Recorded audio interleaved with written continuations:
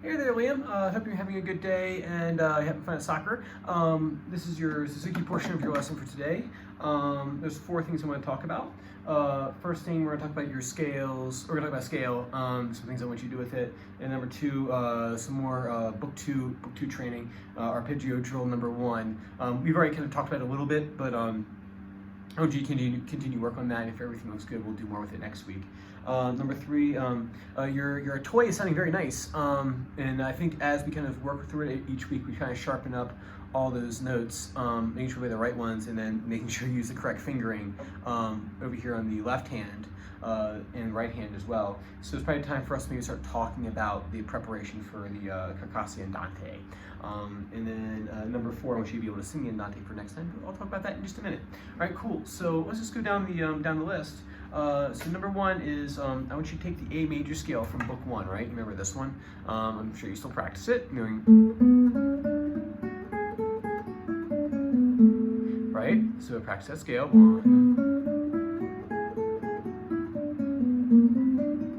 I believe you've already done this, but I want you to kind of brush it up a little bit for me.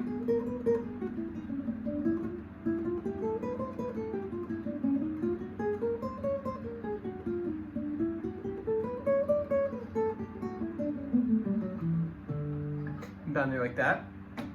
So what I'm doing there is I'm just moving up chromatically up the neck with that same scale shape. So the scale, the shape of the scale, it doesn't change at all from one position to the next. It's all the same. When you get up to the top of the D major, then that's where it changes. But as you ascend, it all stays the same. So what you'll do is you'll play the A major scale. When you get to Re, and before you play the final note, you go one fret. So here you start on 2. This time as you come down the scale,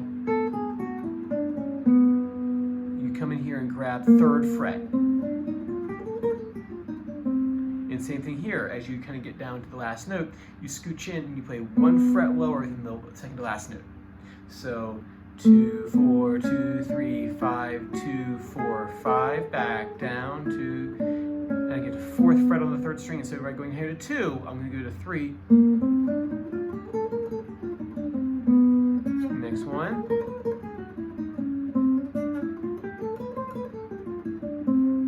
And climb up the neck like that right there. So practice that for me, and then when you get to the top, when you get to the high D up here, is you can always come down. You could do that, but what I like to do in this situation, since you already know it, so we keep up on that shifting practice. That is one of the best parts about that D major scale is it really forces you to shift in the correct way. All right, cool. So work on that for me. Number two is your arpeggio drill number one. Now arpeggio just simply means this broken chord. Put this footstool up so you can see my guitar a bit better. And so an arpeggio is just simply a broken chord. That's all it means. And the preparation for this is so we've done the guitarist wave, right? You've done your book two Twinkle. You've done that, and then we started doing the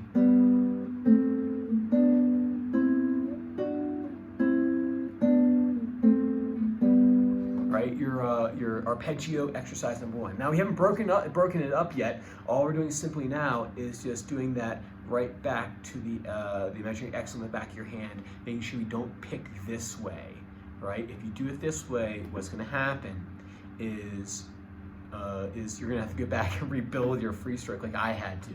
So I used to do it this way, and I wasn't getting a very powerful stroke.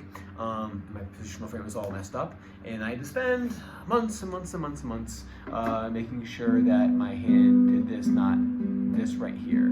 So it was just a long, arduous process, which I don't wish upon anybody else. So that's why I'm being such a stickler for that, is because I don't want you to have to unlearn the free stroke technique. So anyway, so we place our thumb on 5 for the time being, and then listening for the strings to ring at the same time. So there's no twist of the hand this way. Straight back, pushing the strings. You should hear both at the same time.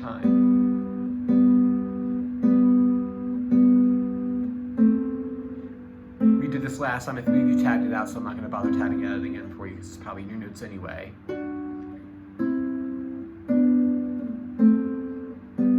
Interesting enough, that's actually one of the pieces that's coming up.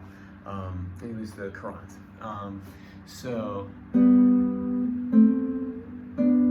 I'm listening for is both strings playing simultaneously. It's easy to do this. I'm exaggerating a little bit, but that's usually if I'm teaching somebody and I hear that, and he's not playing at the same time.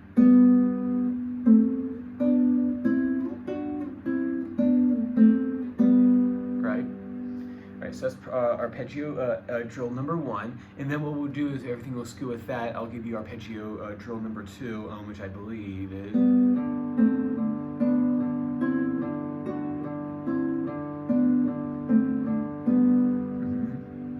And then also.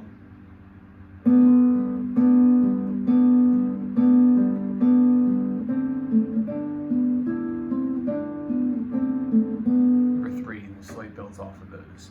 You do them right and do them in the correct order. When we get to tremolo, tremolo's not going to kill you.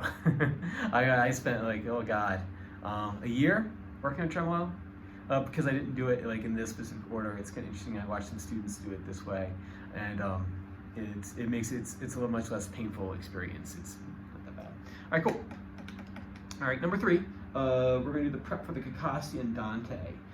So what's in here is something we've kind of already talked about in our rock lessons, slurs, or more specifically in this case, a hammer-on, even that's not classical terminology. That's what it is. So what you're going to do is you're going to go to the 3rd string, and take your first finger on the 3rd string, put on that 1st fret right there, that note G sharp. It's this one right here. You play it on your guitar. You should see what I'm playing. Right? Now it's important that you're in scalar position here, that you're not in chordal position like right here, right? The our old friend Bach toms. Right? So when you do this, your hand should be thumbs up on the back of the neck in that bunny ears position back here. You don't want to be tilted this way because when we start to go to it for the pinky in the 3rd finger, if your fingers are down like this, then you gotta sling everything in front. It's gonna cost you time and it's gonna slow you down. And I know you're all about playing fast, so it is in your best interest to make sure that you keep it in a scale position over here.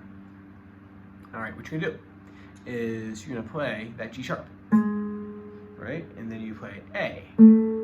So basically all this is going from G sharp to A to G, or so A, G sharp, A, backwards. So is 2nd fret 3rd string and 1st fret 3rd string. So A, G sharp, A. What you're gonna do is you're gonna hit the A, you're gonna play G sharp again, you're gonna re-articulate again back here with your finger. And then you're gonna take your 2nd finger and you're gonna slam that down on the note A. So you have A, G sharp, hammer. A, G sharp, hammer. When I do that hammer, I'm landing on the tip of my finger. And imagine I want to put enough pressure on the string to push it through the back of the neck. So I play. And what I'm listening for is that clicking sound. Nice clear click, right? So A, G sharp, A, G sharp, A. Now you're like, well, can I do a pull-off? I'm like, the answer is yes, you can. It's not a pull-off in the tune, but we're going to practice it doing pull-offs. But I want to do the hammer-on first, because the pull-off are a little bit trickier. Hammer-ons I find are a bit easier, so we start off with those. And then eventually...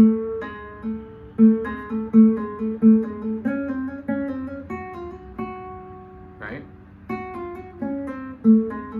Okay, but first work on A, hit the G sharp, so A, G sharp, hammer back down on A. Make sure you stay on the tip of that finger and make sure you're not over here like this right here. This is easy to do, especially with the first couple of fingers. And then when you get over here, so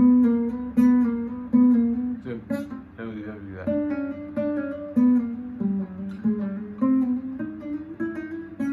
You want all that to be horizontal with the neck.